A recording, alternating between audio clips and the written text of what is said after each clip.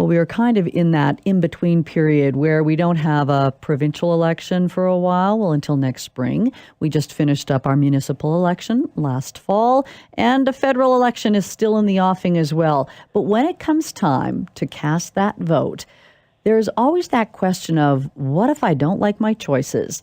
Well, a University of Ottawa law student thinks there should be one slot that hasn't been there ever, none of the above. David Rodriguez is the University of Law student I am talking about. He joins us today. Hello, David. Hi, how are you doing, Angela? Doing well. How long have you been voting? Well, I've been voting since I turned 18, or at least, generally being democratically active. Well, and that's what I'm curious about, what your background is, because a lot of people, they complain about the whole process and they don't vote in the end, but you at least have cast a few ballots.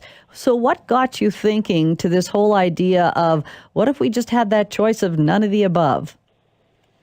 Well, it was really just looking at the fact that at the provincial level, at least in some provinces, particularly Ontario, Manitoba, and Alberta, you have the option to essentially express the same thing as a none of the above option, except most people don't know about this. However, at least it's available. It's called declining your ballot. So when you go up to get your ballot, if you don't like any of the choices on the ballot that you're given, you can give it back to the poll agent, and they can record that, and that is reported. Most people don't realize that, and they think they simply, just by leaving their vote blank or by damaging it or just, spoiling it by putting like an X through it or anything, they think that they're essentially casting a protest vote or a vote for no one. But in fact, that's never reported. That's all bundled together into one big category. That's called rejected ballots. And essentially they can be nullified for procedural reasons if you, mark more than one candidate, if you mark no candidates, if you spoil it. All of this is combined into one big number. So you don't actually know how many people are spoiling their ballots.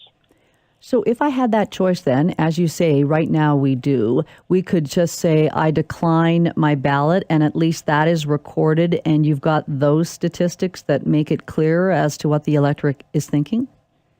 And that's exactly what I want. Most people think that it's, they're like, well, what's the point? What is it going to change if you do that?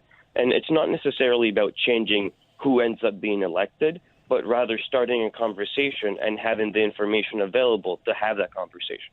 Would it be easier if we did have a spot on the ballot that just said none of the above? Because I think that's fairly clear, as opposed to people not realizing that they can decline the ballot at the beginning.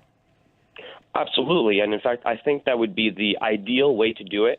However, from a legal standpoint, it would be hard to try to compel the government to say, well, you need to put, that box on the ballot. They have more freedom in terms of how they can arrange the system. However, what I'm asking in my lawsuit under the charter is that the government justify why it has no mechanism.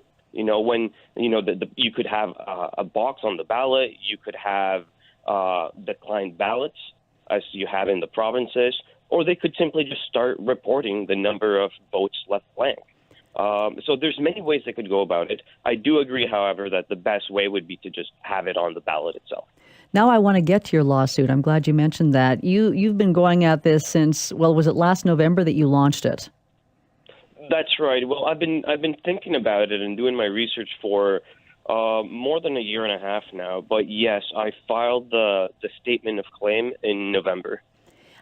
And where are you going with it? Because we know how slow lawsuits can move.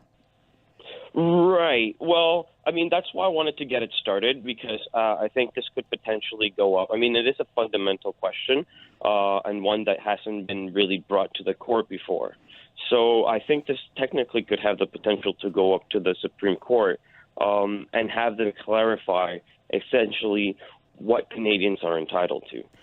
ultimately, what would this lead to? Because oftentimes my listeners during any campaign will say, why bother voting? I don't like any of the choices. So they don't even get out to vote. Are you saying at least then people would get out to vote and be able to demonstrate by either declining or ultimately having none of the above, so that at least governments know what kind of feeling is out there as far as who has been elected?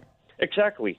So, for example, when people don't vote, that could just, most people, they don't vote because they either don't care, or maybe they don't like any of the candidates.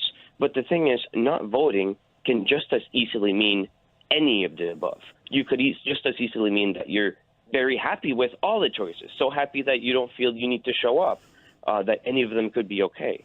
So, and right now, there's no way to distinguish that if you don't vote.